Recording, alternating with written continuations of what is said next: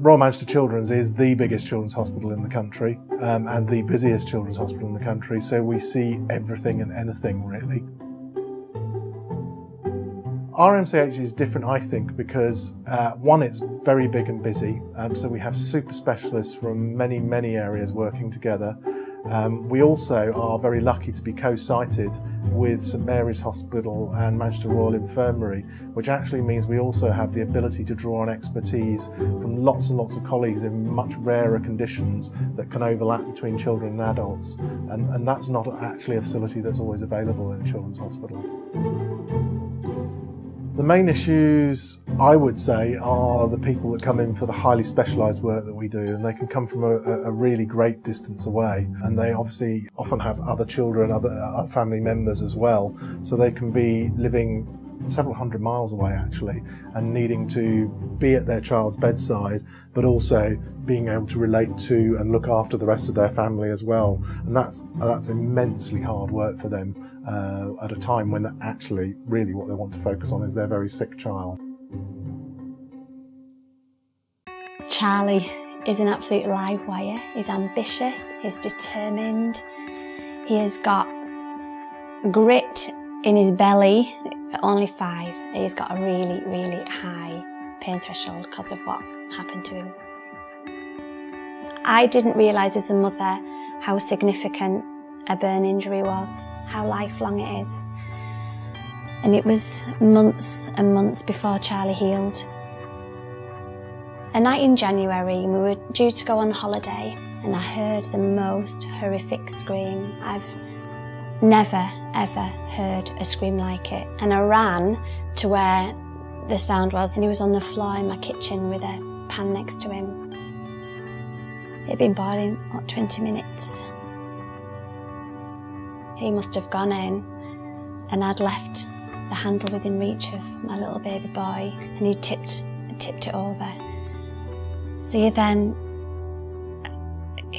it's like you go into some sort of out-of-body experience where you know you've got to ring the ambulance, and you had to get the clothes off him, and you had to get cold water on him. He was hysterical, and as I was taking his clothes off, his skin was peeling off in my hands. It was very frightening. I still actually, even at that point, I don't think realised how ill he was, how poorly he was, and how significant an injury it was. We got to the local hospital, and the bed was surrounded by staff, but they couldn't tell me that it was going to be okay, and I think that's when it was beginning to hit me, we could lose him here. And they said as soon as he's stable, we're going to transfer you to Manchester Children's Hospital. So it was about 10:30 at night, and we were blue lighted 100 miles. And we got to Manchester, and there was an instant calm. It was as if you knew that you were in the hands of experts that really knew what they were doing, and they weren't panicked, they just knew exactly what they had to do, which was really reassuring to me as a mother. And the nurses that work their magic are just the most wonderful nurses, working so hard to make these poorly children better. He doesn't remember it, thankfully, and I don't know how he'll be in the future because he is scarred, and we'll just have to cross that bridge when we come to it. And I just hope that the people who will see his skin will be people that love him, there'll be girlfriends who love him and family who love him. And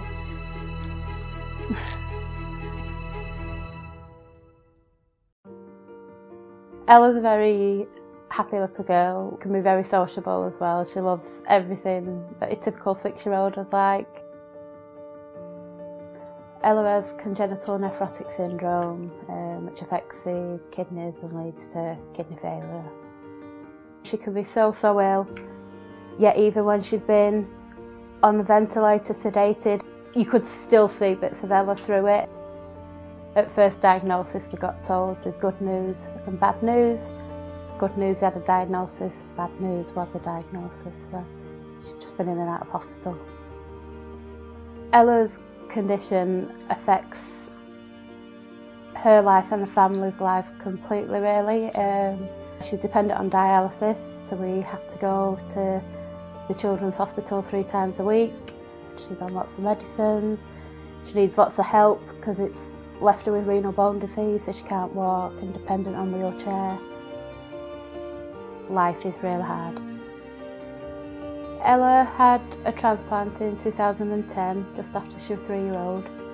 Ella's dad donated his kidney to her, but unfortunately, although the actual operation went okay, hours later the kidney clotted and Ella was really poorly, ended up needing the kidney removing the next morning.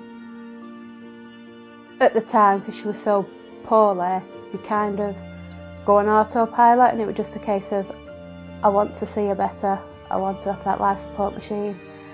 And it's later that obviously the reality hits you. You still have to carry on day by day.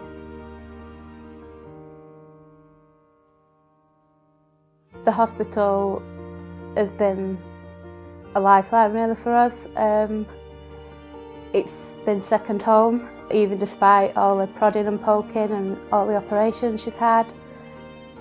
She loves it, and that does definitely make it so much easier. I really cannot put into words. Ella would not be here without the hospital.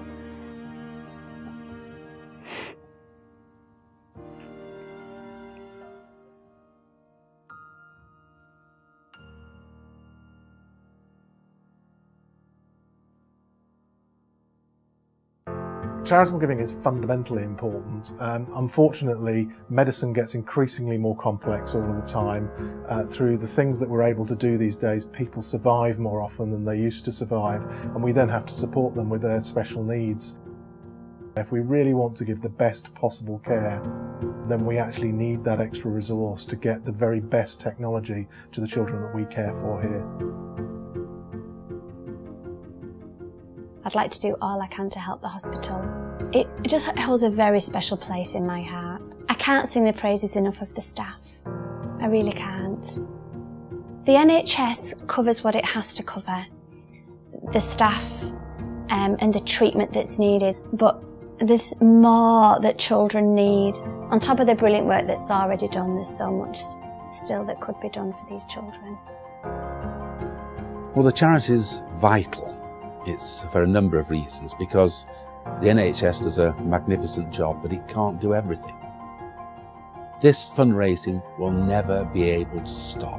It's in perpetuity now, because we will always need the money. Small donations, they roll up into big donations, and we cannot do without the money, because that will make the difference to our children's lives. I love children not to go.